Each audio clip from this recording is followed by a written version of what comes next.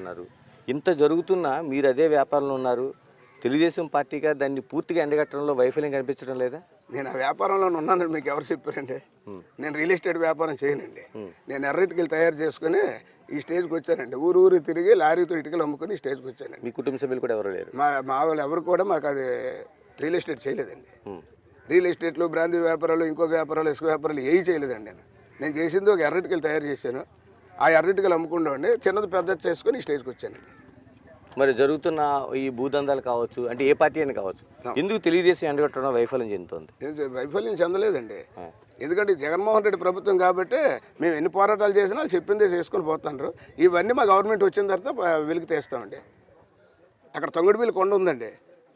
అది ఏ అనుమతులు లేకుండా పని మొదలు పెట్టారు. తెలుగుదేశం నాయకులు అందరూ వెళ్ళాం, అభ్యర్థన తెలియజేస్తూ అక్కడ మళ్ళీ ఆ గ్రామంలో ఉన్నటువంటి తొంగుడిపల్లి మా తెలుగుదేశం ప్రజలందరూ కూడా, కార్యకర్తలందరూ కూడా దాన్ని అడ్డుకోవడం జరిగింది. ఆ వర్క్ అక్కడ అయిపోయింది. మరి అలాగే భూదందాలు ఉన్నాయి. మరి మా ఎయిర్పోర్ట్లో కొంత ఏదైతే గవర్నమెంట్ ల్యాండ్స్ ఉన్నాయో వాటిని వాళ్ళు సొంతంగా వాళ్ళ బినామీల పేరుని రాసుకొని అమౌంట్లు వేసుకున్నారు. దానికి కూడా 150 ఎకరాలు బయటకు వెళ్ళకుండా అయిపోయాం. మరి ఇలాంటివన్నీ ఉన్నాయండి. ఇంకా మరి కొన్ని ఉన్నాయి. అవి మనం చెప్పినా సరే వాళ్ళకి వినిపించదు కదా ఇప్పుడు.